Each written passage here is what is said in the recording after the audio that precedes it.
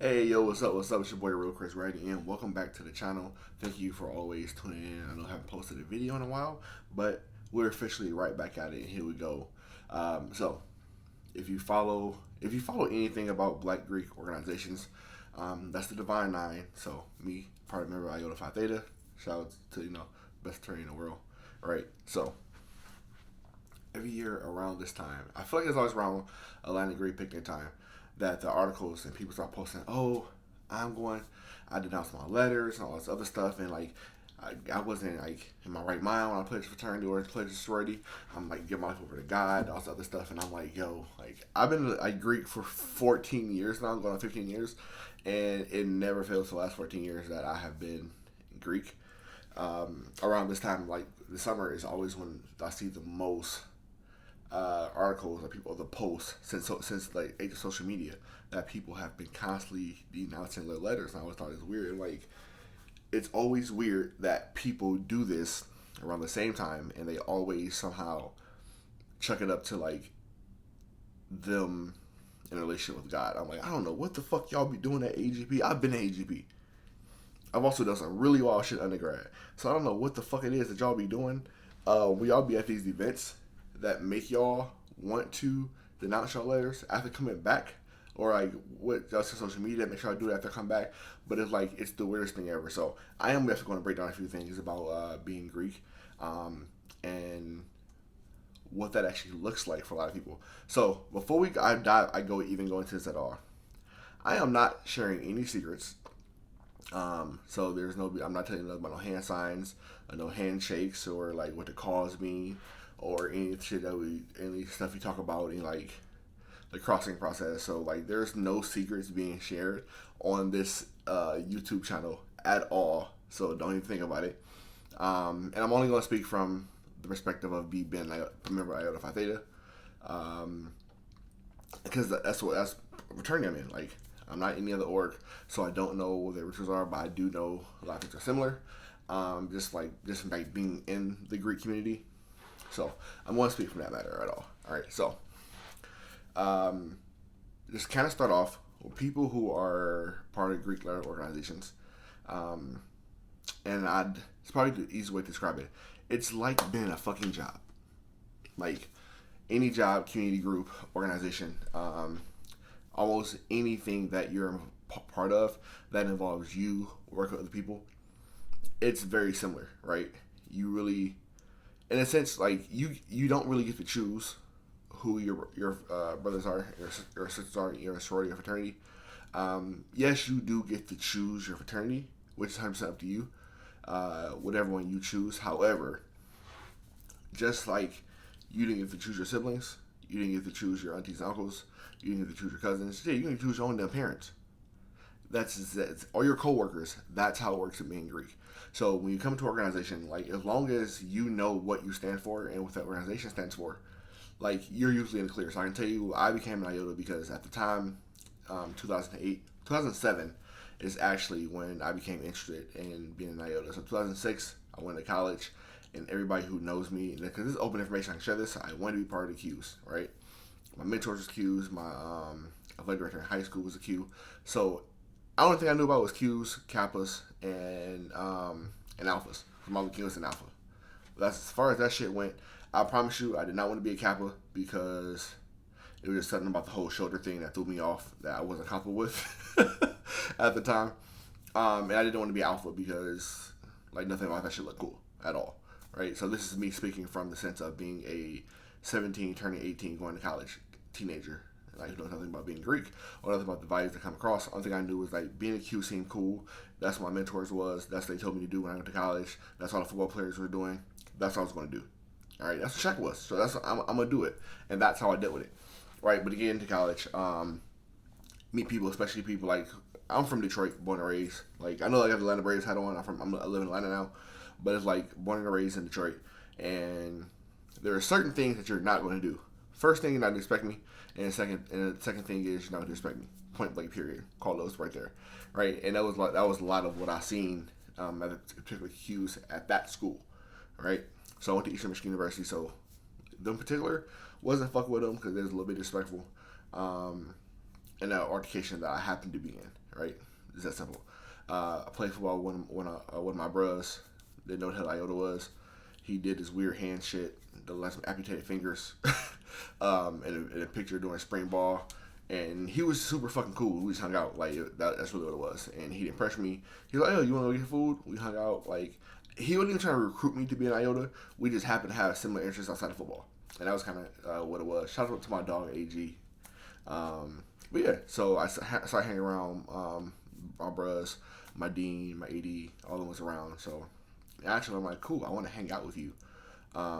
Because we have similar interests. A lot of us are from the same place, and we love to play sports.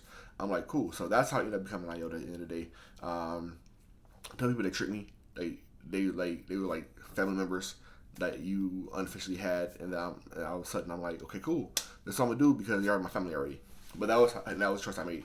At 19, played iota. So shout out to my LBs, all 11 of us who made it through. And we all have different backgrounds, right? Different beliefs. So we have one of our brothers, Muslim, super Christian in our fraternity. One of our regional directors at the time was actually a pastor. I'm pretty sure he's a pastor. But and that goes in to say about the whole belief thing, right? So one of the things that we were taught early on, before we even decided to like take this journey on to join my fraternity, like learn all the information, is that we were men first. And that whatever we chose to do in this process, as far as our faith, our belief, that they would respect that.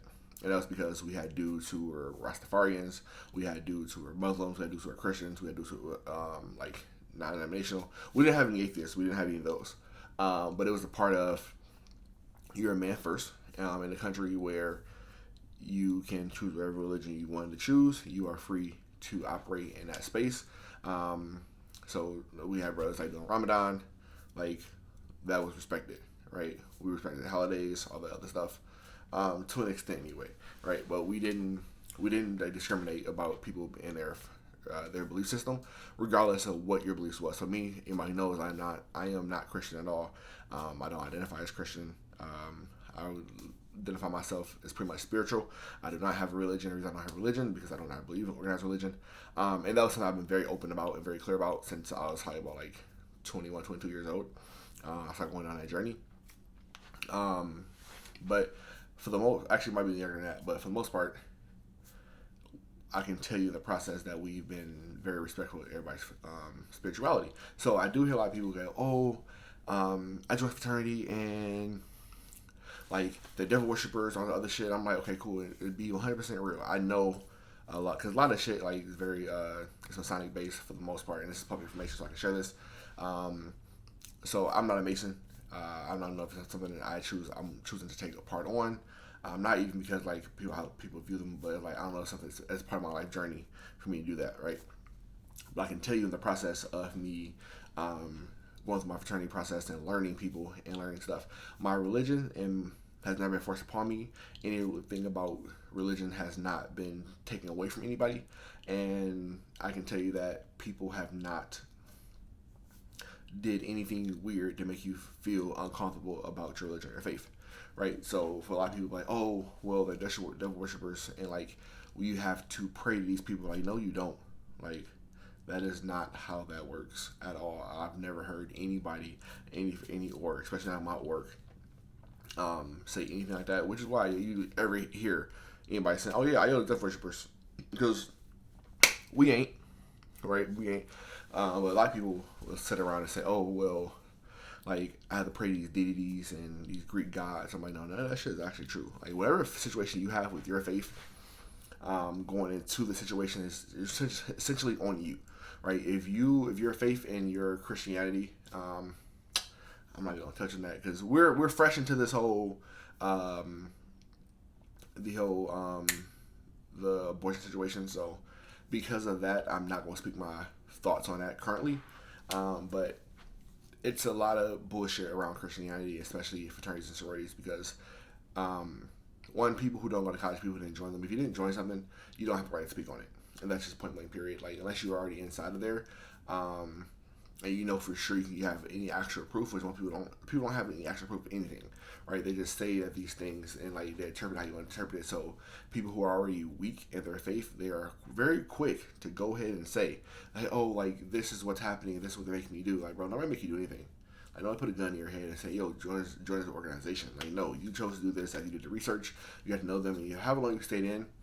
If anything, at any point you become uncomfortable, you could have fucking left.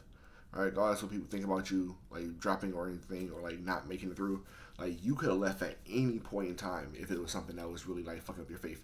And I think a lot of people are personally on some bullshit, right? It's a cloud chaser thing. People get into these organizations and then they expect to get the world handed to them because they're a part of an organization, or like, oh well, I can get a job. Like, yeah, you can, but also yeah, you can't, because if you go to, I speak firsthand. I've had somebody who was not Greek and did not like Greek people interviewing me, and I know I didn't get the job because when they submitted, the conversation came up about me being in a fraternity, the tone changed, and I saw where that was going, so I didn't get the job, right? So that's kind of what you deal with, because you also get into a situation where the person who does the hiring might not be a fan of your org. They might be Greek. Might not be a fan of your org, though. I wrote with that. But I think people get in a situation and they're like, oh, I'm going to get all this stuff from this. And it's like, nah, bro, you don't really get, like, you get shit, but it's like, you can't be expecting to get shit every time just because you're in a fraternity and sorority. And I think people do that and then they be upset that they're not getting the benefits of what they think they're paying for, or what they think it is. Like, bro, like, this is a lifelong commitment to people, the community, the service, the organization, to be a better part of the organization, right? So we say, like, we pledge to the organization. We're not pledging like our religion and our soul to them.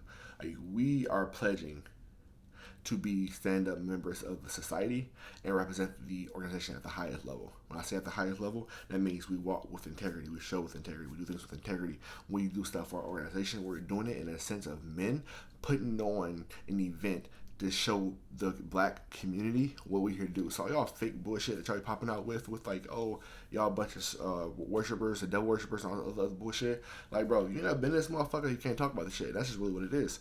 And I just think it's weird that y'all, around the same time, everybody want to dance their letters around the same time every year. Or articles at least come up around the same time every year about people and their faith. So I'm going to say this. If your faith is shaken in anything that you do, that's on you. Seek your counsel, seek your therapy, seek your God, whoever that is, whatever you believe in. But don't put it on the fraternities and sororities. All right, because I promise you, they ain't got shit to do with this. If you was already weird before you came in about that shit, you going to be weird once you get in. Because you also going to get weird when you got community service on a motherfucking Sunday. It's also going to be weird on them days where you might have Bible study and y'all might have stat practice. That doesn't make it sacrilegious. That means that me and your faith ain't the same. And we don't practice the same thing. So we don't have those things, activities on the same day. So what I'm asking for, or what somebody else is asking for, isn't necessarily a shot at you. It just happens to fall on that particular day. I've done community service on Sundays. I don't go to church anyway. I've had people not go to Bible study because they have to practice that day. That doesn't make it sacrilegious. That's called making a sacrifice for the greater good. Now, if your greater good happens to be winning a step show, that's the greater good. If your greater good happens to be sacrificing step practice for you to go get your spirit right, nobody's gonna get mad at you for that. But y'all gotta stop with the weak, weird ass shit about fraternities and sororities, because I promise you,